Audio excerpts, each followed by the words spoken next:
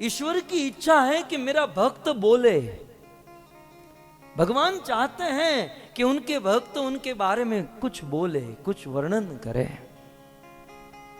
नहीं तो विचार कीजिए, भागवत के प्रथम स्कंद में कथा आती है कि महाभारत युद्ध जीतने के बाद युधिष्ठिर महाराज बड़े शोक में थे।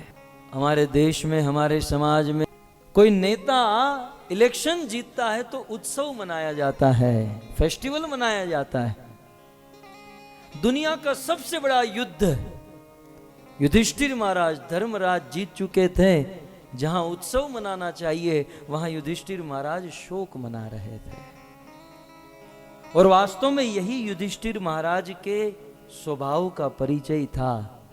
बड़े साधु स्वभाव के आदमी थे, कोई गलती नहीं, कोई अपराध नहीं, लेकिन फिर भी धर्मराज युधिष्ठिर समझते थे कि मेरी गलती से इस युद्ध में हजारों लाखों लोग मारे गए। शोक कर रहे थे। सूत जी लिखते हैं, व्यास आदि नारदे हाग्ये ईश्वरे अद्भुत कर्मणा। उस युधिष्ठिर महाराज के शोक को दूर करने के लिए व्यास मुनि आए। असीत, देवल, नारद, एक के बाद एक ऋषि मुनि आए और युधिष्ठिर महाराज को मनाने लगे कि भाई चिंता मत करो, शोक मत करो। लेकिन धर्मराज किसी की बात नहीं माने। तब इन सारे ऋषि मुनियों ने मिलकर कृष्ण से कहा कि कृष्ण, अब ये हमारे बस की बात नहीं है। कृष्ण, अब आप ही युधिष्ठिर को मना सकते हो। कृष्ण मनाने लगे कि महाराज आप शोक मत कीजिए, क्योंकि जब कोई राजा अपनी प्रजा के लिए युद्ध करता है तो उसे कोई दोष नहीं लगता। युधिष्ठिर महाराज इतने शोक में आतुर थे, इतना रो रहे थे, कृष्ण को कहने लगे, कृष्ण तू छोटा है, तुझे क्या पता चले। यद्यपि सबका बाप है, लेकिन उम्र में तो युधिष्ठिर से छोटा है ना। कृष्ण तुम छोटे हो, तुम क्या जानो। और यह सत्य है कि कोई राजा प्रजा के लिए युद्ध करे तो उसे दोष न लगे, लेकिन मैंने प्रजा के लिए कहा, मैंने तो मेरे लिए युद्ध किया है। निश्चित मैं नरक में गिरूंगा। कृष्ण ने अनेकों तर्क दिए कि युद्ध करने के बाद यज्ञ कर लेने से उस पाप से मुक्त हो जाते हैं, लेकिन युधिष्ठिर महाराज नहीं मान रहे थे। कृष्ण ने बहुत मनाया लेकिन युधिष्ठिर नहीं माने। तब आचार्यों ने प्रश्न उठाया कि ये बात कुछ हजम नहीं होती है कि कृष्ण किसी को मनाना चाहे और कोई न माने। परसों आपने सुना ना, समुद्र मंथन में वो असुरों को ऐसा चक्कर चलाया कि जिस अमृत के लिए इतनी मेहनत की है वो सामने से आकर दे दिया। कृष्ण किसी को कन्विंस करना चाहे, मनाना चाहे और कोई कन्विंस हो नहीं, ये बात हजम नहीं होती है। चाहे देवता हो, दानव हो, असुर हो, कृष्ण चाहे तो एक सेकंड में मना सकते। वो प्रसिद्ध कथा आप सब जानते ना, वो वृकासुर शिव जी के लिए तपस्या किया, शिव जी प्रसन्न हुए। क्या चाहिए? बोले मुझे वरदान दीजिए जिस पर हाथ रखूं वो जलकर भस्म हो जाए। बोले तथास्तु। उस असुर की बुद्धि बिगड़ी और शिव जी को कहा कि सुना है आपकी पत्नी बहुत सुंदर है। भोलेनाथ, आपने जो मुझे वरदान दिया है उस वरदान से मैं पहले आपको ही मारूंगा और आपकी पत्नी को चुरा ले जाऊंगा। सावधान। शिव जी कांप गए और ये हाथ शिव जी के ऊपर रखने गया। शिव जी वहां से भागे। शिव जी आगे आगे, ये भस्मासुर पीछे पीछे। शिव जी भाग रहे थे, भस्मासुर पीछा नहीं छोड़ रहा था। और जब पीछा नहीं ही छोड़ा तब शिव जी ने जगदीश को याद किया, कृष्ण को याद किया और कृष्ण प्रकट हुए। भोलेनाथ, ये कहां भागे जा रहे हो? ओलंपिक में भाग लिया, ये भाग क्यों रहे हो इतना? बोले महाराज, प्रभु आप वो पीछे आ रहा है, मैंने अभी अभी वरदान दिया और वो मुझे ही मारने आ रहा है। कृष्ण ने पहले तो डांटा, तुम वास्तव में भोले हो, थोड़ा सोच समझकर वरदान दिया करो।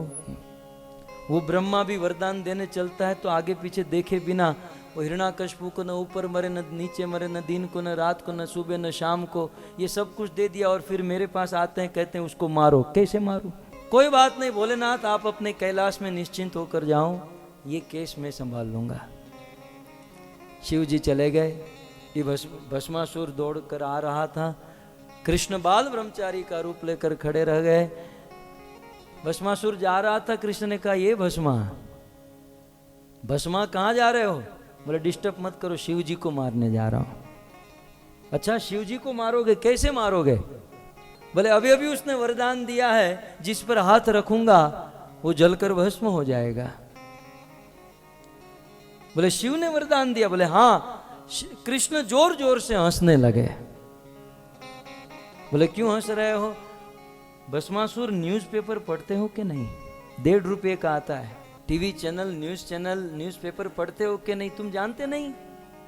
जब से दक्ष प्रजापति ने शिव को अपना भाग देना बंद कर दिया है, उस दिन से शिव जी का सारा प्रताप प्रभाव खत्म हो चुका है। उस दिन से शिव जी के सारे वरदान फेल जा रहे हैं। फलाने के वरदान फेल गए, फलाने का फेल गया। और यदि तुमको मुझ पर विश्वास नहीं है तो अपना हाथ अपने मस्तक पर रखकर देख लो, तुरंत पता चल जाएगा। ये कृष्ण के चक्कर में ऐसा फंसा कि उसने अपना हाथ अपने सर पर रखा और खुद ही जलकर भस्म हो गया। कृष्ण चाहे तो किसको न मना दे, असुर को मना सकते हैं तो युधिष्ठिर कौन सी बड़ी चीज है। लेकिन भागवत में क्या लिखा कि कृष्ण भी युधिष्ठिर महाराज को नहीं मना सके। कारण कृष्ण चाहते ना तो 1 सेकंड में युधिष्ठिर को मना देते। क्योंकि आपने देखा युद्ध के पहले अर्जुन को मोह हुआ और युद्ध के बाद युधिष्ठिर महाराज को मोह हुआ। युद्ध के पहले अर्जुन को मोह हुआ। कृष्ण ने 45 मिनट का प्रवचन किया। प्रवचन पहले अर्जुन की स्थिति आप जानते ना, मुंह सूख गया, पसीना छूट गया है, चक्कर आने लगे, हाथ से गांडीव सरक गया और अर्जुन ने फाइनल अपना डिसीजन दे दिया, गुरुन हत्वा ही महानुभावान स्वयं भोक्तुम भैक्ष्मि अपि लोके हत्वार्थ गामास्तु गुरु निहैव भुंजी ये भोगान रुधिर प्रदिग्धान। कृष्ण कुछ भी हो जाए मैं युद्ध नहीं करूंगा, फाइनल निर्णय था। कृष्ण ने देखा अर्जुन को मोह है और कृष्ण अर्जुन के गुरु बने और ज्यादा नहीं 45 मिनट का प्रवचन क्या कर दिया। 45 मिनट के बाद कृष्ण ने कहा अर्जुन अब कैसा लग रहा है? तब अर्जुन खड़ा होकर कहता है नष्ट मोहो स्मृतिर लब्ध्वा कृष्ण, मैं तो मोह में चला गया था। अर्जुन ने उठाया गांडीर और कहा कृष्ण बताओ पहले किसको उड़ाना है? अब जब अर्जुन के मोह को दूर कर दिए तो युधिष्ठिर के मोह को दूर करना कौन सी बड़ी बात थी। जानबूझकर कृष्ण ने युधिष्ठिर महाराज के शोक को दूर नहीं किया। इसका एक और मात्र एक कारण था कि भगवान कृष्ण पितामह भीष्म के मुख से प्रवचन कराना चाहते थे। कृष्ण की इच्छा हुई कि मेरा भक्त प्रवचन करे और भक्त में भी गंगा पुत्र भीष्म प्रवचन करे। भगवान की इच्छा होती है कि मेरे भक्त, भगवान चाहते हैं कि उनके भक्त उनकी कथा करे। भगवान की इच्छा है कि उनके भक्त कुछ बोले।